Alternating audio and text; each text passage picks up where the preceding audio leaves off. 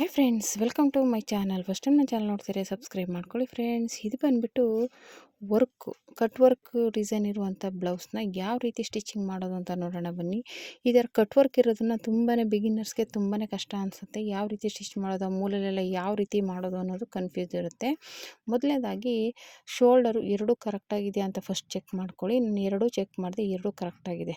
ಇವಾಗ ಒಂದೊಂದು ಸಲ ಎಂಬ್ರಾಯ್ಡಿಂಗ್ ವರ್ಕ್ದು ಜಾಸ್ತಿ ಬರುತ್ತೆ, ಕಂಪ್ಯೂಟರ್ ಎಂಬ್ರಾಯ್ಡಿಂಗ್ ವರ್ಕ್ದು ಜಾಸ್ತಿ ಬಂದ್ಬಿಡುತ್ತೆ. ಆವಾಗ ನಾವು ಮಧ್ಯದ ಸ್ಟಿಚ್ ಹಾಕ್ಕೊಂಡು ಮಾಡಬೇಕಾಗುತ್ತೆ. ಇದೇನು ಇಲ್ಲದೆ ಇರೋ ಕಾರಣ ನಾನೇನು ಮಾಡಿದೆ, ಕರೆಕ್ಟಾಗಿ ಇಟ್ಬಿಟ್ಟು ಮಧ್ಯಕ್ಕೆ ಒಂದು ದೊಡ್ಡ ಹೊಲಿಗೆ ಹಾಕ್ಕೊಂಡೆ. ಆ ಕಡೆ ಈ ಕಡೆ ಸರಿಬಾರ್ದು ಅಂತ ಒಂದೊಂದು ಪಿನ್ ಹಾಕ್ಕೊಂಡು ಅದೇನು ಶೇಪ್ ಇದೆ ಆ ಶೇಪ್ ಪಕ್ಕನೇ ಸ್ಟಿಚ್ ಮಾಡ್ಕೊತಾ ಬರ್ತಾಯಿದ್ದೀನಿ. ಏನಕ್ಕಪ್ಪ ಅಂದರೆ ಅದು ಔಟ್ಲೈನು ಇದೆಯಲ್ಲ, ಅದ್ರ ಮೇಲೆ ಬರಬಾರ್ದು, ಸ್ಟಿಚ್ಚು ಪಕ್ಕದಲ್ಲೇ ಬರಬೇಕು. ಓಕೆನಾ? ಅದ್ರ ಪಕ್ಕದಲ್ಲೇ ಬಂದರೆ ನೀಟಾಗಿ ಫಿನಿಶಿಂಗಾಗಿ ಇರುತ್ತೆ. ಓಕೆನಾ? ಔಟ್ಲೈನ್ ಹೇಗಿರುತ್ತೆ ಹಾಗೇ ಇದು ಮಾಡಿದ್ರೆ ತುಂಬಾ ಚೆನ್ನಾಗಿ ಕಾಣಿಸುತ್ತೆ. ಓಕೆನಾ? ಇದು ಬಂದು ಕಟ್ ವರ್ಕು ನೆಕ್ಕಿಗೂ ಇದೆ, ಸ್ಲೀವ್ಸ್ಗೂ ಇದೆ, ಫ್ರಂಟ್ಗೂ ಇದೆ. ತುಂಬಾ ಬ್ಯೂಟಿಫುಲ್ಲಾಗಿರೋವಂಥ ಡಿಸೈನು, ನ್ಯೂ ಟ್ರೆಂಡಿಂಗ್ ಡಿಸೈನು ಅಂತಲೇ ಹೇಳ್ಬೋದು. ನಾನೇ ರೆಡಿ ಮಾಡಿರುವಂಥ ಡಿಸೈನ್, ಇದು ನಂದೇನೆ ಬ್ಲೌಸು. ಓಕೆನಾ? ಈ ಥರ ತುಂಬಾ ಡಿಸೈನ್ನ ಗ್ರ್ಯಾಂಡಾಗಿ ರೆಡಿ ಮಾಡ್ತಾ ಇರೋವಂಥದ್ದು ಮದುವೆಗೆ ಅಂದ್ಬಿಟ್ಟು ತುಂಬ ಚೆನ್ನಾಗಿದೆ. ನಿಮಗೆ ಏನಾದರೂ ಈ ಡಿಸೈನ್ ಬೇಕು ಅಂದರೆ ನೀವು ಬೇಕಾದ್ರೆ ಆರ್ಡ್ರ್ ಕೊಟ್ಟು ಮಾಡಿಸ್ಕೋಬೋದು. ನಿಮ್ಗೆ ಏನಾದರೂ ಯಾವ್ದಾರ ಮದುವೆಗೆ ಫಂಕ್ಷನ್ಗೆ ಬೇಕಪ್ಪ, ಈ ಥರ ಗ್ರ್ಯಾಂಡಾಗಿ ಸ್ವಲ್ಪ ಬೇಕು ಅಂದರೆ ನಿಮಗಿದು ಅವೈಲೇಬಲ್ ಇದೆ. ಬೇಕು ಅಂದರೆ ನೀವು ಕಾಂಟ್ಯಾಕ್ಟ್ ಮಾಡ್ಬೋದು, ನಂಬರ್ ಕೊಟ್ಟಿರ್ತೀನಿ. ಓಕೆನಾ? ಇದು ಈ ರೀತಿ ಸುತ್ತ ಸ್ಟಿಚಿಂಗ್ ಹಾಕ್ಕೊಂಡಾದ್ಮೇಲೆ ಅದು ಮಧ್ಯೆ ಕಟ್ ಮಾಡಿ ತೆಗೆದುಬಿಡ್ಬೇಕು. ಎಕ್ಸ್ಟ್ರಾ ಬಟ್ಟೆ ಏನಿದೆ ಅಲ್ಲ ಅದನ್ನು ಕಟ್ ಮಾಡಿ ತೆಗೆದುಬಿಟ್ಟು ಅದನ್ನು ಉಲ್ಟಾ ತಿರುಗಿಸಿದಾಗ ಈ ಮಿಸ್ಟೇಕ್ ಅಂತೂ ಮಾಡೋಕ್ಕೆ ಹೋಗಬೇಡಿ. ಇವಾಗ ಏನಪ್ಪ ಅಂದರೆ ಕಟಿಂಗ್ ಮಾಡಬೇಕಾದ್ರೆ ಅದು ತುದೀಲಿ ಅದು ಕಟ್ ವರ್ಕಲ್ಲಿ ಕಟ್ ಥರ ಇರುತ್ತಲ್ಲ, ಅಲ್ಲಿ ತುದೀಲಿ ನ್ಯಾಚ್ ಹಾಕ್ಬೇಕಾದ್ರೆ ಹುಷಾರಾಗಿ ಹಾಕಿ. ನೀವೇನಾದರೂ ಆ ಮಿಸ್ಟೇಕ್ ಮಾಡಿದ್ರೆ ಅಲ್ಲಿ ಹೋಲ್ ಥರ ಅಂದರೆ ಫುಲ್ಲು ಕಟ್ ಮಾಡಿಬಿಟ್ರೆ ಹೋಲಾಗ್ಬಿಡುತ್ತೆ. ಮತ್ತು ಅದು ವರ್ಕ್ ಇರೋದ್ರಿಂದ ಅಲ್ಲಿ ಸರಿಯಾಗಿ ಸ್ಟಿಚ್ ಮಾಡೋಕ್ಕೆ ಹೋಗಲ್ಲ, ಗಂಟು ಥರ ಆಗಿಬಿಡುತ್ತೆ. ವರ್ಕ್ ಇರುತ್ತಲ್ಲ ಅಲ್ಲೇನಾಗ್ಬಿಡುತ್ತೆ, ನಾವು ಫುಲ್ಲು ಕಟ್ ಮಾಡಿಬಿಟ್ಟಿದ್ರೆ ತುದಿನ ಗಂಟು ಥರ ಸಿಗೋಕೊಳ್ತೆ, ಉಲ್ಟಾ ತಿರುಗ್ಸೋಕ್ಕಾಗಲ್ಲ. ಅದಕ್ಕೋಸ್ಕರ ನೀವು ಏನು ಸ್ಟಿಚ್ ಮಾಡಿರ್ತೀರ ತುದಿಗೆ ಹಾಕಿ. ಓಕೆನಾ? ಅದೊಂದು ಮಿಸ್ಟೇಕ್ ಮಾಡೋಕ್ಕೆ ಹೋಗಬೇಡಿ. ಆಮೇಲೆ ಈ ರೀತಿ ಉಲ್ಟಾ ತಿರುಗಿಸಿದಾಗ ನಿಮ್ಗೆ ಗೊತ್ತಾಗುತ್ತೆ. ಅದೇನಾದ್ರು ನೀವು ಕಟ್ಟಾಗಿದ್ರೆ ಅಲ್ಲಿ ತೂತಾಗ್ಬಿಡುತ್ತೆ, ಅಂದರೆ ಸ್ಟಿಚಿಂಗ್ ಬಿದ್ದಿರೋ ಕಟ್ಟಾಗ್ಬಿಟ್ಟಿರುತ್ತಲ್ಲ ಸ್ಟಿಚಿಂಗು, ಅದಕ್ಕೋಸ್ಕರ ನಾನು ತುದಿಗೆ ನಿಧಾನಕ್ಕೆ ನೋಡಿ ಸ್ಟಿಚ್ ಮಾಡಿದ್ದೀನಿ. ನೀವೇನಾದರೂ ಈ ಥರ ಬ್ಲೌಸ್ಗಳನ್ನ ರೆಡಿ ಮಾಡುವಾಗ ಹುಷಾರಾಗಿ ಕೇರ್ಫುಲ್ಲಾಗಿ ರೆಡಿ ಮಾಡಿ. ಈ ಮಿಸ್ಟೇಕ್ಗಳನ್ನ ಮಾಡ್ಕೊಳಕ್ಕೆ ಹೋಗಬೇಡಿ. ಆಮೇಲೆ ಬ್ಲೌಸ್ಗಳು ಹಾಳಾಗ್ಬಿಡುತ್ತೆ. ಆ ಗಂಟು ಏನಾದರೂ ಸಿಗಾಕೊಂತು ಅಂದರೆ ಆಮೇಲೆ ಮತ್ತೆ ಡಿಸೈನೇ ಹಾಳಾಗ್ಬಿಡುತ್ತೆ. ಕಸ್ಟಮರ್ಸ್ಗೆ ಒಬ್ಬರು ಅಡ್ಜಸ್ಟ್ ಮಾಡ್ಕೊಳ್ಳೋರು ಇರ್ತಾರೆ, ಒಬ್ಬರು ಅಡ್ಜಸ್ಟ್ ಮಾಡ್ಕೊಳ್ಳಲ್ಲ. ಕೊನೆಗೆ ಒಬ್ಬರು ಹೊಸ ಸೀರೆಗಳ್ನೂ ತಗೊಳ್ಳಿ ಅಂತ ನಿಂತ್ಕೊಳ್ಳೋರು ಇರ್ತಾರೆ. ಓಕೆನಾ? ಇದೇ ಚಾನ್ಸ್ ಅಂದ್ಬಿಟ್ಟು ಹಾಗಾಗಿ ನೋಡಿ ಮಾಡಿ ಮಿಸ್ಟೇಕ್ ಮಾಡ್ದೇ ಸ್ಟಿಚ್ ಮಾಡಿ. ಓಕೆನಾ? ಒಂದು ಸ್ವಲ್ಪ ನಿಧಾನ ಆದರೂ ಪರವಾಗಿಲ್ಲ, ಕೆಲಸ ನಿಧಾನ ಆದರೂ ಪ್ರಧಾನವಾಗಿರಬೇಕು ಅಂತಾರಲ್ಲ ಹಾಗೆ. ಸ್ವಲ್ಪ ನಿಧಾನವಾದರೂ ನಿಧಾನಕ್ಕೆ ಫಿನಿಶಿಂಗ್ನ ನೀಟಾಗಿ ಕೊಡಿ. ಓಕೆನಾ? ಇವಾಗ ಕೆಳಗಡೆನೂ ಅಷ್ಟೇ ಲೈನಿಂಗ್ ಎಲ್ಲ ಎಳ್ಕೊಂಡು ನೀಟಾಗಿ ಅದನ್ನ ಸ್ಟಿಚ್ ಮಾಡಿ. ತುಂಬಾ ಬ್ಯೂಟಿಫುಲ್ಲಾಗಿ ಬರುತ್ತೆ, ಏನು ಪ್ರಾಬ್ಲಮ್ ಆಗೋಲ್ಲ. ನ್ಯಾಚ್ ಹಾಕೋವಾಗ ಮಾತ್ರ ಹುಷಾರಾಗಿ ನ್ಯಾಚ್ ಹಾಕಿ ಅಷ್ಟೇ. ಸ್ವಲ್ಪ ನಿಧಾನ ಆದರೂ ಸಾಕು, ಇಲ್ಲ ಟ್ರಿಮ್ಮರ್ ತೊಗೊಂಡು ನಿಧಾನಕ್ಕೆ ಅದು ಸ್ಟಿಚಿಂಗ್ ದಾರ ಬಿಟ್ಟು ಕಟ್ ಮಾಡಿ. ಓಕೆನಾ? ಅಷ್ಟೇನೇನಿಲ್ಲ. ಈ ರೀತಿ ಸ್ಟಿಚಿಂಗ್ ಮಾಡಿಕೊಂಡ್ರೆ ನೀಟಾಗಿರುತ್ತೆ. ನೋಡಿ ಈ ಥರ ನೆಕ್ ಡಿಸೈನು ಫುಲ್ಲು ನಾನು ಆ ಥರ ಲೈನಿಂಗ್ನ ಹಿಂಗೆ ಎಳೆದು ನೀಟಾಗಿ ಸ್ಟಿಚ್ ಮಾಡ್ತಾಯಿದ್ದೀನಿ.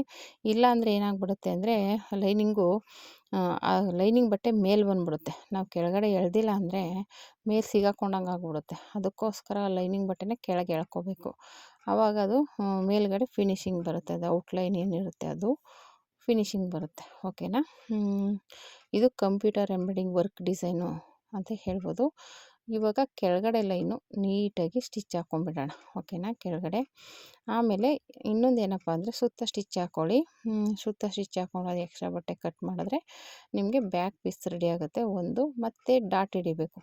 ಡಾಟ್ ಹಿಡಿಬೇಕಾದ್ರೆ ನೀವು ಹಿಂದೆ ಫುಲ್ಲು ಡಿಸೈನ್ ಇರುತ್ತೆ ಅಂದ್ಕೊಳ್ಳಿ, ಆವಾಗ ನೋಡಿಕೊಂಡು ಆ ಡಿಸೈನ್ ಇವಾಗ ಫುಲ್ಲು ಇದ್ದರೆ ಪರವಾಗಿಲ್ಲ, ಹಿಡಿಬೋದು. ಇದು ಏನು ಬಂದಿದೆ ಔಟ್ಲೈನ್ ಮಾತ್ರ, ಅಂದರೆ ನೆಕ್ಕಿಗೆ ಮಾತ್ರ ಇರೋದ್ರಿಂದ ನೀವು ಅಲ್ಲಿ ಅದ್ರ ಪಕ್ಕದಲ್ಲಿ ಹಿಡೀರಿ ಡಾಟ್ನ. ಅದ್ರ ಮಧ್ಯದಲ್ಲಿ ಹಿಡಿಯೋಕ್ಕೆ ಹೋಗಬೇಡಿ. ಶೋಲ್ಡ್ರ್ ಮಧ್ಯ ಬರುತ್ತೆ ಅಂದ್ಬಿಟ್ಟು ಅದೊಂಥರ ಅಸಹ್ಯವಾಗಿ ಕಾಣಿಸುತ್ತೆ. ಅದು ಡಿಸೈನ್ ಆ ಕಡೆ ಸ್ವಲ್ಪ ಈ ಕಡೆ ಸ್ವಲ್ಪ ಮಧ್ಯದಲ್ಲಿ ಸ್ಟಿಚ್ಚು ಆ ಥರ ಕಾಣುತ್ತೆ. ಆ ಥರ ಮಾಡೋಕ್ಕೆ ಹೋಗಬೇಡಿ. ಡಿಸೈನ್ ಎಲ್ಲ ಬಿಟ್ಟು ಅದ್ರ ಪಕ್ಕದಲ್ಲಿ ಹಿಡೀರಿ. ಯಾಕೆಂದರೆ ಅರ್ಧನೇ ಇಂಚಲ್ವ ನಾವು ಹಿಡಿಯೋದು, ಹಂಗಾಗಿ ಅದ್ರ ಪಕ್ಕದಲ್ಲಿ ಲಾಸ್ಟೆಲ್ಲ ಡಿಸೈನ್ ಎಲ್ಲ ಬಿಟ್ಟು ಅದ್ರ ಪಕ್ಕದಲ್ಲಿ ಹಿಡೀರಿ. ಅಷ್ಟೇ ಸಾಕು. ಅವಾಗ ನೀಟಾಗಿ ಫಿನಿಶಿಂಗ್ ಬರುತ್ತೆ. ಓಕೆನಾ. ಇವಾಗ ಇದು ಕೆಳಗಡೆ ನಾನು ಎಮ್ಮಿಂಗ್ ಏನು ಮಾಡ್ದೆ ಅಲ್ಲ, ಹಾಗೆ ಫೋಲ್ಡಿಂಗ್ ಮಾಡಿ ಸ್ಟಿಚ್ ಮಾಡ್ಕೋತಾ ಇದ್ದೀನಿ. ಹಂಗಾಗಿ ಎಮ್ಮಿಂಗ್ ಬೇಕು ಅಂದರೆ ಎಮ್ಮಿಂಗ್ ಮಾಡ್ಕೋಬೋದು, ತೊಂದರೆ ಏನಿಲ್ಲ. ಈ ಥರ ಸ್ಟಿಚಿಂಗು ಮಾಡ್ಕೋಬೋದು, ಅದು ಚೆನ್ನಾಗೇ ಇರುತ್ತೆ. ಓಕೆನಾ. ಮ್ಯಾಚಿಂಗ್ ದಾರ ಹಾಕಿದ್ರೆ ಏನಷ್ಟು ಅಸಹ್ಯವಾಗಿ ಕಾಣಿಸಲ್ಲ. ಈಗ ನಾನು ಹೇಳ್ದಂಗೆ ಡಾಟ್ ಹಿಡಿಬೇಕಾದ್ರೆ ಅದ್ರ ಮಧ್ಯೆ ಡಿಸೈನ್ ಜಾಸ್ತಿ ಇರೋದ್ರಿಂದ ಅದರ ಪಕ್ಕದಲ್ಲಿ ಸ್ಟಿಚ್ ಮಾಡಿ, ತೊಂದರೆ ಏನಿಲ್ಲ. ಈ ಥರ ಡಿಸೈನ್ ಬಂದಾಗ ಅದೇ ಮೆಥಡ್ ಯೂಸ್ ಮಾಡಿ. ನೀವು ಡಿಸೈನ್ ಮೇಲೆ ಹಿಡಿದ್ರೆ ಅದು ಡಿಸೈನ್ ಏನಾಗುತ್ತೆ, ಸ್ವಲ್ಪ ಈ ಕಡೆ ಬರುತ್ತೆ, ಸ್ವಲ್ಪ ಆ ಕಡೆ ಹೋಗುತ್ತೆ. ಮಧ್ಯದಲ್ಲಿ ಗೀರ್ ಥರ ಒಂಥರ ಚೆನ್ನಾಗಿ ಕಾಣಿಸಲ್ಲ. ಅದಕ್ಕೆ ಅದರ ಪಕ್ಕದಲ್ಲೇ ತುದೀಲಿ ಇಟ್ಕೊಂಡ್ರೆ ಆವಾಗ ಡಿಸೈನು ಚೆನ್ನಾಗಿ ಕಾಣುತ್ತೆ, ಡಾಟು ಹಿಡ್ದಂಗೆ ಆಗುತ್ತೆ. ಓಕೆನಾ. ಈ ರೀತಿ ಎರಡು ಕಡೆಯೂ ಡಾಟ್ನ ಹಿಡ್ಕೋಬೇಕು. ಓಕೆನಾ. ಡಾಟ್ ಹಿಡ್ದಾದ್ಮೇಲೆ ಫ್ರಂಟ್ ರೆಡಿ ಮಾಡ್ಕೋಬೇಕಾಗುತ್ತೆ. ಫ್ರಂಟಲ್ಲಿ ಬಂದ್ಬಿಟ್ಟು ಒಂದು ಸೈಡ್ ಅಷ್ಟೇ, ಇನ್ನೊಂದು ಸೈಡ್ ಬಂದುಬಿಟ್ಟು ಮಾಮೂಲಿ ನೆಕ್ಕಲ್ಲೇ ಬೇಕು ಅಂದರೆ ನೀವು ಅದೇ ಶೇಪ್ ಕೊಡ್ತೀನಿ ಅಂದರೂ ಮಾಡ್ಬೋದು. ಆದರೆ ಇದು ಕ್ಯಾನ್ವಸ್ ಏನಿರಲ್ವಲ್ಲ, ಹಂಗಾಗಿ ಏನಾಗುತ್ತೆ, ಅದು ಅದೇ ಶೇಪ್ ಕೊಡೋಕೆ ಹೋದರೆ ಚೆನ್ನಾಗಿರಲ್ಲ. ನಾನು ರೌಂಡ್ ಶೇಪೇ ಕೊಟ್ಟೆ. ಆಮೇಲೆ ಇನ್ನೊಂದು ಏನಪ್ಪ ಅಂದರೆ ಸೆರಗೆಲ್ಲ ಮುಚ್ಕೊಂಡ್ಬಿಟ್ಟಿರುತ್ತೆ, ಹಂಗಾಗಿ ಅದರ ಅವಶ್ಯಕತೆ ಇಲ್ಲ ಅಂದ್ಬಿಟ್ಟು ನಾನು ರೌಂಡ್ ಶೇಪೇ ಕೊಟ್ಟೆ ಇನ್ನೊಂದು ಸೈಡು. ಇದು ಮಾಮೂಲಿದು. ಫಸ್ಟು ಒಂದು ದೊಡ್ಡ ಹೊಲಿಗೆ ಹಾಕ್ಕೊಂಬಿಡಿ. ಆಮೇಲೆ ಅದು ಶೇಪ್ ಹೇಗಿದೆ, ನಾವು ಹಿಂದೆ ಹೇಗೆ ಸ್ಟಿಚ್ ಮಾಡಿದ್ವು ಹಿಂದೆ ಪೀಸನ್ನು, ಸೇಮ್ ಅದೇ ರೀತಿಯೇ ಇದನ್ನು ಸ್ಟಿಚ್ ಮಾಡಿ ಅಷ್ಟೇ, ಇನ್ನೇನೂ ಇಲ್ಲ. ಅದೇ ರೀತಿಯೇ ಸ್ಟಿಚ್ ಮಾಡಿಕೊಂಡು ಎಕ್ಸ್ಟ್ರಾ ಬಟ್ಟೆ ಕಟ್ ಮಾಡಿ, ಅದೇ ನಾನು ಹೇಳ್ದಂಗೆ ಮಿಸ್ಟೇಕ್ ಮಾಡಬೇಡಿ. ಕಟ್ ಮಾಡುವಾಗ ನಿಧಾನಕ್ಕೆ ಕಟ್ ಮಾಡಿ, ನ್ಯಾಚ್ ಹತ್ರ ಹುಷಾರಾಗಿ ಹಾಕಿ, ಆ ಕ್ರಾಸ್ ಹತ್ರ ನ್ಯಾಚನ್ನ ನಿಧಾನಕ್ಕೆ ನೋಡ್ಕೊಂಡು ಹಾಕಿ.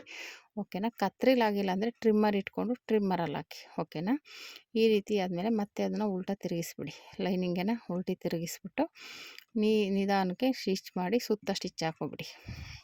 ಈ ರೀತಿ ಸ್ಟಿಚ್ ಹಾಕ್ಕೊಂಡ್ರೆ ನಮಗೆ ಕಟ್ ವರ್ಕ್ ಡಿಸೈನ್ ರೆಡಿ ಆಗುತ್ತೆ. ತುಂಬಾ ಈಸಿಯಾಗಿ ರೆಡಿ ಮಾಡ್ಕೊಬೋದು. ನೀವು ಕಷ್ಟ ಅಂತ ಅಂದ್ಕೊಳ್ಳೇಬೇಡಿ ಬಿಗಿನರ್ಸು. ನೋಡಿ, ಈ ಥರ ಲೈನಿಂಗ್ ಬಟ್ಟೆನ ಈ ಥರ ಕೆಳಗೆ ಎಳ್ಕೊಂಡು ಸ್ಟಿಚ್ ಮಾಡ್ಕೊಂಡ್ರೆ ಆಯಿತು. ನಾನು ಹೇಳ್ದಂಗೆ ನ್ಯಾಚ್ ಹಾಕೋಗಿ ಹುಷಾರಾಗಿ ಹಾಕಿದ್ರೆ ಸಾಕು, ಇನ್ನೇನು ತೊಂದರೆ ಇಲ್ಲ. ಓಕೆನಾ. ಈ ರೀತಿ ನೀವು ಆರಾಮಾಗಿ ಮಾಡ್ಬೋದು, ಕಟ್ ವರ್ಕ್ ಡಿಸೈನ್ನ ಸ್ಟಿಚ್ ಮಾಡ್ಕೋಬೋದು. ಬೇಕು ಅಂದರೆ ಇನ್ನೂ ಒಂದು ಸೈಡ್ ಮಾಡ್ಬೋದು. ಹೇಳ್ದಂಗೆ ಅದಕ್ಕೆಲ್ಲ ಕ್ಯಾನ್ವಾಸ್ ಎಲ್ಲ ಕೊಡಬೇಕಾಗುತ್ತೆ, ಹಾಗೆ ಮಾಡಿದ್ರೆ ಅದು ಫಿನಿಶಿಂಗ್ ಬರೋಲ್ಲ, ಎತ್ಕೊಂಡಂಗೆ ಆಗಿಬಿಡುತ್ತೆ. ಅದಕ್ಕೆ ನಾನೇನು ಮಾಡಿದೆ, ರೌಂಡ್ ಶೇಪೇ ಕೊಟ್ಟಿದ್ದೆ. ಆಮೇಲೆ ಇನ್ನೊಂದು ಏನಂದರೆ ಸೆರಗು ಮುಚ್ಕೊಳ್ಳೋದ್ರಿಂದ ಅದಕ್ಕೇನು ಅವಶ್ಯಕತೆ ಇಲ್ಲ ಅನ್ನಿಸ್ತು. ಇನ್ನೊಂದು ಸೈಡ್ ಮಾತ್ರ ಕಾಣಿಸುತ್ತೆ, ಅದು ಇರಲಿ ಅಂದ್ಬಿಟ್ಟು ನಾನು ಇನ್ನೊಂದು ಸೈಡ್ಗೆ ಮಾಮೂಲಿ ಅದೇನಿದೆ ಹಾಗೇ ಶೇಪ್ ಕೊಟ್ಟೆ ಅಷ್ಟೇ, ರೌಂಡ್ ಶೇಪ್ ಕೊಟ್ಟು ಸ್ಟಿಚ್ ಮಾಡಿದ್ದೀನಿ. ನೋಡಿ, ಇದಕ್ಕೆ ಸುತ್ತ ಸ್ಟಿಚ್ ಹಾಕೋತಾ ಇದ್ದೀನಿ ವರ್ಕ್ ಆಗಿರೋ ಬ್ಲೌಸ್ ಪೀಸ್ಗೆ. ಈ ಥರ ವರ್ಕ್ ಆಗಿರೋ ಬ್ಲೌಸ್ ಪೀಸ್ನ ಈ ಥರ ನೋಡಿ ಮಾಡಿ ಸ್ಟಿಚ್ ಮಾಡಬೇಕಾಗುತ್ತೆ. ತುಂಬಾ ಈಸಿಯಾಗಿ ಮಾಡ್ಬೋದು, ಕಷ್ಟ ಏನಿಲ್ಲ. ನೀವು ದೊಡ್ಡದಾಗಿದ್ರೂ ಅದನ್ನ ಟಕ್ ಹಿಡಿದು ಸ್ಟಿಚ್ ಮಾಡ್ಕೋಬೋದು, ತೊಂದರೆ ಏನಿಲ್ಲ. ಓಕೆನಾ. ಈ ರೀತಿ ಎಕ್ಸ್ಟ್ರಾ ಬಟ್ಟೆ ಎಲ್ಲ ಕಟ್ ಮಾಡಿಬಿಟ್ರೆ ರೆಡಿ ಆಯಿತು. ಇದು ಸೈಡ್ಗೆ ಇಟ್ಬಿಟ್ಟು ಇವಾಗ ಇನ್ನೊಂದು ಪೀಸ್ ಇರುತ್ತಲ್ಲ, ಅದನ್ನು ಇದೇ ಅಳತೆಗೆ ಮಾರ್ಕ್ ಮಾಡ್ಕೊಳ್ಳಿ. ಯಾಕೆಂದರೆ ನಿಮ್ಗೆ ಎರಡು ಒಂದೇ ಥರ ಕಾಣಿಸ್ಬೇಕಲ್ವಾ. ಇಲ್ಲ ಅಂದರೆ ಇದು ಕಟ್ ವರ್ಕ್ ಇಲ್ಲ ಅಂತ ಏನೋ ಇದು ಮಾಡೋಕ್ಕೆ ಹೋಗೋದು ಬೇಡ. ಅದು ಏನು ಅಳತೆ ಇದೆ ಅದೇ ಅಳತೆ ತೊಗೊಳ್ಳಿ, ರೌಂಡ್ ಶೇಪ್ ಕೊಡಿ ಅಷ್ಟೇ. ನಾನು ಹಾಗೇ ಮಾಡೋದು. ಇವಾಗ ಕಟ್ ವರ್ಕ್ ಇದ್ದರೆ ಅದೇ ಮಾಡೋಣ ಅಂದರೆ ಆ ಡಿಸೈನ್ಗೇನು ಅದು ಸೂಟ್ ಆಗೋಲ್ಲ. ಹಾಗಾಗಿ ನಾನೇನು ಮಾಡೋದು, ರೌಂಡ್ ಶೇಪ್ ಕೊಟ್ಬಿಡೋದು. ಅಂದರೆ ಅದು ಕ್ಯಾನ್ವಸ್ ಎಲ್ಲ ಕೊಟ್ಟು ಸ್ಟಿಚ್ ಮಾಡಬೇಕಲ್ಲ, ಅದಕ್ಕೋಸ್ಕರ ಈ ರೀತಿ ಸ್ಟಿಚ್ ಮಾಡಿಕೊಂಡ್ರೆ ಆಯಿತು. ಓಕೆನಾ. ರೌಂಡ್ ಶೇಪ್ ಕೊಟ್ಟು ಸ್ಟಿಚ್ ಮಾಡಿ ಇನ್ನೌಟ್ ಮಾಡಿಬಿಟ್ಟು ಸುತ್ತ ಸ್ಟಿಚಿಂಗ್ ಹಾಕ್ಬಿಟ್ರೆ ರೆಡಿ ಆಯಿತು ಫ್ರಂಟ್ ಪೀಸ್ಗಳು. ಇನ್ನು ಸ್ಲೀವ್ಸ್ ರೆಡಿ ಮಾಡ್ಕೋಬೇಕಾಗುತ್ತೆ. ಸ್ಲೀವ್ಸಕ್ಕೆ ಸದ್ಯ ಲೈನಿಂಗ್ ಏನು ಜೈಂಟಿಂಗ್ ಬಂದಿಲ್ಲ, ಸ್ವಲ್ಪ ಜಾಸ್ತಿನೇ ತಂದಿದೆ. ಆದರೆ ಬ್ಯಾಕ್ ಪೀಸಲ್ಲಿ ಸ್ವಲ್ಪ ಜೈಂಟಿಂಗ್ ಬರುತ್ತೆ, ಕಂಕ್ಳ ಹತ್ರ ಸ್ವಲ್ಪ ಜೈಂಟಿಂಗ್ ಬಂದೇ ಬರುತ್ತೆ, ಏನೂ ಮಾಡೋಕ್ಕಾಗಲ್ಲ. ವರ್ಕು ಅಷ್ಟೇ, 1 ಇಂಚಷ್ಟು ವೇಸ್ಟ್ ಆಯಿತು. ಯಾಕಂದರೆ ನನಗೆ 10 ಇಂಚ್ ಸಾಕು, 11 ಇಂಚ್ ಇಕ್ಬಿಟ್ರೆ ಸಖತ್ ಕೆಳಗಾಗ್ಬಿಡುತ್ತೆ ಮೊಣಕೈ ಒಳಗೆ. ಅದಕ್ಕೆ ನಾನೇನು ಮಾಡಿದೆ, 11 ಇಂಚು ಬೇಡ ಅಂದ್ಬಿಟ್ಟು 10 ಇಂಚ್ಗೆ ಇಟ್ಟಿದ್ದೀನಿ. ಮೇಲೆ 1 ಇಂಚು ಡಿಸೈನು ವೇಸ್ಟಾಗಿ ಹೋಯ್ತು, ಅಂದರೆ ವರ್ಕ್ ಮಾಡಿರೋದು ಮೇಲೆ ಒಂದು ಡಿಸೈನ್ಗೆ 1 ಇಂಚಿಗೆ ಬರೋದು. ಅಂದರೆ 11 ಇಂಚ್ ಇಟ್ಕೊಂಡಿದ್ರೆ ಕ್ಲಿಯರ್ ಆಗಿರೋದು, ಬೇಡ ಅಂದ್ಬಿಟ್ಟು ಆಮೇಲೆ ಅದು ಸಾಕು ನಮ್ಗೆ ಉದ್ದ ಅನಿಸುತ್ತೆ, ಮೊಣಕೈವರೆಗೂ ಬಂದುಬಿಡುತ್ತೆ. ಅದಕ್ಕೆ ಬೇಡ, 10 ಇಂಚಿಗೆ ಸಾಕು ಅಂದ್ಬಿಟ್ಟು 10 ಇಂಚಿಗೆ ಇಟ್ಕೊಂಡಿದ್ದೀನಿ. ನೋಡಿ, ಈ ರೀತಿ ಕಟ್ ಮಾಡ್ಕೊಂಬಿಟ್ಟು ಈಗ ಎರಡು ಕಡೆನೂ ಮಾರ್ಕ್ ಮಾಡ್ಕೊಳ್ಳಿ. ಆ ಕಡೆ ಒಂದು ಪೀಸ್, ಈ ಕಡೆ ಒಂದು ಪೀಸ್ ರೆಡಿ ಮಾಡಿಕೊಂಡು ಮಧ್ಯದಲ್ಲಿ ನ್ಯಾಚ್ ಹಾಕ್ಕೊಳ್ಳಿ. ಯಾಕೆಂದರೆ ಡಿಸೈನ್ ಇರೋದ್ರಿಂದ ನಾವು ಹೆಂಗೆಂಗೋ ಹಾಕ್ಬಿಡೋಕ್ಕಾಗಲ್ಲ. ಮಧ್ಯದಲ್ಲಿ ನ್ಯಾಚ್ ಹಾಕ್ಕೊಂಡು ಕರೆಕ್ಟಾಗಿ ಇಟ್ಟು ಮಧ್ಯದಲ್ಲಿಂದನೇ ಫಸ್ಟು ತುದಿಗೆ ಒಂದು ಸ್ಟಿಚ್ ಹಾಕ್ಕೊಂಬಿಟ್ಟು ಆಮೇಲೆ ನಾವು ಆ ಕಟ್ ವರ್ಕ್ ಡಿಸೈನ್ನ ಸ್ಟಿಚ್ ಮಾಡಬೇಕು. ಓಕೆನಾ. ಇಲ್ಲ ಅಂದರೆ ಸ್ಟಿಚ್ ಮಾಡೋಕ್ಕಾಗಲ್ಲ, ಒಂಥರ ನೀಟಾಗಿ ಕಾಣಿಸಲ್ಲ. ಆಮೇಲೆ ಸೈಡಲ್ಲಿ ಏನು ಕಟ್ ವರ್ಕ್ ಇರೋಲ್ಲ, ಅಲ್ಲಿ ಸ್ಟ್ರೈಟ್ ಹೊಲಿಗೆ ಹಾಕ್ಕೊಳ್ಳಿ. ಆ ಕಟ್ ವರ್ಕ್ ಎಲ್ಲಿಂದ ಬಂದಿದೆ ಅಲ್ಲಿಂದ ಕಟ್ ವರ್ಕು ಡಿಸೈನ್ ಸ್ಟಿಚ್ ಮಾಡಿ ಅಷ್ಟೇ. ಇದು ನೆಕ್ಗೇನು ಬರಲ್ಲ ಆ ಥರ, ಇದು ಸ್ಲೀವ್ಸಿಗೆ ಮಾತ್ರ ಬರುತ್ತೆ. ಯಾಕಂದರೆ ಸ್ಲೀವ್ಸ್ ದೊಡ್ಡದಲ್ವ, ಹಾಗಾಗಿ ಮಧ್ಯ ಆ ಕಡೆ ಈ ಕಡೆ 1 ಇಂಚ್ ಆ ಥರ ಆಗುತ್ತೆ. ಅಂದರೆ ಕಟ್ ವರ್ಕ್ ಇರಲ್ವಲ್ಲ, ಹಾಗಾಗಿ ಆ ಕಡೆ 1 ಇಂಚು ಈ ಕಡೆ 1 ಇಂಚು ಹಾಗೆ ಸ್ಟಿಚ್ ಮಾಡ್ಕೋಬೇಕು. ಅದು ಡಿಸೈನ್ ಹೇಗಿದೆ ಹಾಗೆ ಸ್ಟಿಚ್ ಮಾಡಿ ರೆಡಿ ಮಾಡಿಕೊಂಡ್ರೆ ನಮಗೆ ಸ್ಲೀವ್ಸು ರೆಡಿ ಆಗುತ್ತೆ. ಓಕೆನಾ. ಈ ಥರ ಕಟ್ ವರ್ಕ್ ಡಿಸೈನ್ಗಳಿರುವಂಥ ಬ್ಲೌಸ್ನ ಈ ರೀತಿ ಸ್ಟಿಚ್ ಮಾಡಿ ನಾನು ಈಸಿಯಾಗಿ ಹೇಳ್ಕೊಟ್ಟಿದ್ದೀನಿ. ನ್ಯಾಚ್ ಹಾಕೋ ಹತ್ರ ಹುಷಾರಾಗಿ ಹಾಕಿ ಅಂತ ಈ ರೀತಿ ರೆಡಿ ಮಾಡಿ, ಯಾವುದೇ ಆದರೂ ತೊಂದರೆ ಇಲ್ಲ, ಹೆದರ್ಕೋಬಾರ್ದು. ಸ್ಟಿಚ್ ಮಾಡ್ತೀವಿ ಅಂದ್ಬಿಟ್ಟು ಮಾಡಬೇಕು.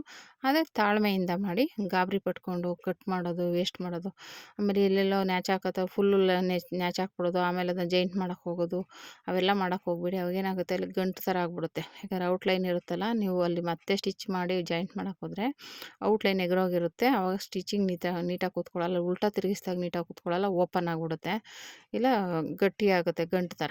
ಅದೊಂದನ್ನು ನೋಡಿಕೊಂಡು ರೆಡಿ ಮಾಡ್ಕೊಳ್ಳಿ. ಓಕೆನಾ. ನಾನು ಅದೊಂದನ್ನು ಮಾತ್ರ ಪದೇ ಪದೇ ಹೇಳ್ತಾ ಇರ್ತೀನಿ, ಯಾಕೆಂದರೆ ನಾನು ಎಕ್ಸ್ಪೀರಿಯೆನ್ಸ್ ಮಾಡಿದ್ದೀನಿ, ನಾನು ಎಷ್ಟೋ ಸಲ ಕಟ್ ಮಾಡಿಬಿಟ್ಟಿದ್ದೀನಿ. ಅದಕ್ಕೋಸ್ಕರ ನೋಡಿಕೊಂಡು ನಿಧಾನಕ್ಕೆ ಮಾಡಿ. ಓಕೆನಾ. ಈ ರೀತಿ ರೆಡಿ ಮಾಡಿಕೊಂಡ್ರೆ ರೆಡಿ ಆಗುತ್ತೆ. ಓಕೆನಾ. ಈ ರೀತಿ ಆದಮೇಲೆ ಈ ಥರ ವರ್ಕಿರೋ ಬ್ಲೌಸ್ಗಳನ್ನ ಈ ಥರ ನಿಧಾನಕ್ಕೆ ಸ್ಟಿಚ್ ಮಾಡಿ. ನಾನಂತೂ ಸ್ವಲ್ಪ ಎಕ್ಸ್ಪೀರಿಯೆನ್ಸ್ ಆಗಿದೆ. ಒಂದೊಂದ್ಸಲ ಕಟ್ ಮಾಡಿಬಿಟ್ಟು ಮತ್ತೆ ಸ್ಟಿಚ್ ಮಾಡಿ ಮತ್ತೆ ಏನೇನೋ ಒಂದು ಸರ್ಕಸ್ ಮಾಡಾಕ್ಬಿಟ್ಟಿದ್ದೀನಿ. ನೀವು ಆ ಥರ ಮಾಡೋಕ್ಕೆ ಹೋಗಬೇಡಿ. ವರ್ಕ್ ಬ್ಲೌಸ್ಗಳು ಬಂದಾಗ ಸ್ವಲ್ಪ ನಿಧಾನಕ್ಕೆ ನೋಡಿ ಮಾಡಿ ಸ್ಟಿಚ್ ಮಾಡಿ. ಓಕೆನಾ. ಈ ರೀತಿ ನೋಡಿ, ಡಿಸೈನ್ ತುಂಬಾ ಬ್ಯೂಟಿಫುಲ್ಲಾಗಿ ಬಂದಿದೆ. ಇವಾಗ ಇದನ್ನು ಅಷ್ಟೇ ನೀಟಾಗಿ ಸ್ಟಿಚ್ ಮಾಡ್ಕೊಂಬಿಟ್ಟು ಔಟ್ಲೈನ್ನ ಆಮೇಲೆ ಸುತ್ತ ಸ್ಟಿಚ್ ಹಾಕ್ಕೋಬೇಕು. ಸುತ್ತ ಸ್ಟಿಚ್ ಹಾಕ್ಕೊಂಡಾದರೆ ಸ್ಲೀವ್ಸು ರೆಡಿ ಆಗುತ್ತೆ. ಆಮೇಲೆ ಫ್ರಂಟು ರೆಡಿಯಾಗಿದೆ, ಬ್ಯಾಕ್ ಪೀಸು ರೆಡಿಯಾಗಿದೆ. ಓಕೆನಾ. ಈ ರೀತಿ ನೀವು ಈ ಥರ ಅದು ವರ್ಕಲ್ಲಿ ಕಟ್ ವರ್ಕ್ ಬಂದರೆ ಈ ಥರ ಸ್ಟಿಚ್ ಮಾಡಿ. ಓಕೆನಾ. ಇದಂತೂ ತುಂಬಾ ಟ್ರೆಂಡಿಂಗ್ ಇದೆ. ಯಾವ ಡಿಸೈನ್ಗೂ ಕಟ್ ವರ್ಕ್ ಇಟ್ಕೋತಾ ಇರ್ತಾರೆ. ಕಂಪ್ಯೂಟರ್ ಎಂಬ್ರಾಯ್ಡಿಂಗ್ ಆಗಲಿ, ಪ್ಲೇನ್ ಆಗಲಿ, ಯಾವುದಾದ್ರೂ ಈ ಡಿಸೈನು ಇವಾಗ ಟ್ರೆಂಡಿಂಗಲ್ಲಿರುವಂಥ ಡಿಸೈನು. ಬೋಟ್ ನೆಕ್ ಡಿಸೈನ್ಗಳು ಒಂದಷ್ಟು ಈ ಥರ ತುಂಬಾ ಡಿಸೈನ್ಗಳಿದ್ದಾವೆ. ಅದಕ್ಕೆ ನೋಡಿ ಮಾಡಿ ಇದು ರೆಡಿ ಮಾಡಿ. ಓಕೆನಾ. ಇವಾಗ ಈ ರೀತಿ ಸುತ್ತ ಸ್ಟಿಚ್ ಹಾಕ್ಕೊಳ್ಳಿ. ಅದು ಔಟ್ಲೈನ್ ಆದಮೇಲೆ ಈ ಥರ ನೀಟಾಗಿ ನೀವ್ಕೊಂಬಿಟ್ಟು ಸುತ್ತ ಸ್ಟಿಚಿಂಗ್ ಹಾಕ್ಕೊಂಬಿಟ್ರೆ ಆಯಿತು. ನಮಗೆ ಸ್ಲೀವ್ಸು ರೆಡಿ ಆಗುತ್ತೆ, ಫ್ರಂಟ್ ಪೀಸು ರೆಡಿ ಆಗುತ್ತೆ, ಆಮೇಲೆ ಬ್ಯಾಕ್ ಪೀಸು ರೆಡಿ ಆಗುತ್ತೆ. ಓಕೆನಾ. ಈ ರೀತಿ ರೆಡಿ ಮಾಡ್ಕೊಂಡು ನೋಡಿ. ಅದು ನೋಡಿದ್ರೆ 10 ಇಂಚು 11 ಇಂಚಿತ್ತು, ನಾನು ಲೈನಿಂಗ್ 10 ಇಂಚಿಗೆ ರೆಡಿ ಮಾಡಿದ್ದೀನಿ. ಅದು ಇನ್ನೂ 1 ಇಂಚು ವೇಸ್ಟ್ ಆಯಿತು. ಏನೂ ಮಾಡೋಕ್ಕಾಗಲ್ಲ. ಇವಾಗ ಹಾಕೊಳ್ಳೋರಾದರೆ 11 ಇಂಚುವರೆಗೂ ಇಟ್ಕೊಂಡಿದ್ರೆ ನಡೀತಿತ್ತು. ಅವಾಗ ಇನ್ನೂ 1 ಇಂಚು ಉದ್ದ ಬಂದಿರೋದು. ನಮಗೆಲ್ಲ ಒಂದು 10 ಇಂಚಾದರೆ ಸಾಕು. ಅದ್ರ ಮೇಲಿಟ್ಟರೆ ಒಂಥರ ಮೊಣಕೈವರೆಗೂ ತಗೊಳುತ್ತೆ. ಅದಕ್ಕೆ ನಂಗೆ ಇಷ್ಟ ಆಗೋಲ್ಲ. ಒಂದು 10 ಇಂಚಾದರೆ ಸಾಕು. ಓಕೆನಾ. ನೋಡಿ, ಈ ರೀತಿ ರೆಡಿ ಆಯಿತು sleeves. Back piece, front piece ಎಲ್ಲ ಈ ರೀತಿ ಸೂಪರಾಗಿ ರೆಡಿಯಾಗಿದೆ ನೋಡಿ. ಇದಕ್ಕೆಲ್ಲ ಬೀಡ್ಸ್ ಎಲ್ಲ ಹಾಕ್ತೀನಿ, ತೋರಿಸ್ತೀನಿ. ಸ್ಲೀವ್ಸ್ಗೆಲ್ಲ ನೆಕ್ಕಿಗೆ ಹಾಕೋಕ್ಕಾಗಲ್ಲ. ಸ್ಲೀವ್ಸ್ಗೆಲ್ಲ ಬೀಡ್ಸ್ ಎಲ್ಲ ಹಾಕಿದ್ಮೇಲೆ ನಿಮಗೆ ತೋರಿಸ್ತೀನಿ ಯಾವ ರೀತಿ ಬಂದೈತೆ ಡಿಸೈನು ಅಂತ. ಓಕೆನಾ. ಈ ವಿಡಿಯೋ ಇಷ್ಟ ಆದರೆ ಲೈಕ್ ಮಾಡಿ, ಶೇರ್ ಮಾಡಿ, ಕಮೆಂಟ್ ಮಾಡಿ. Thank you for watching.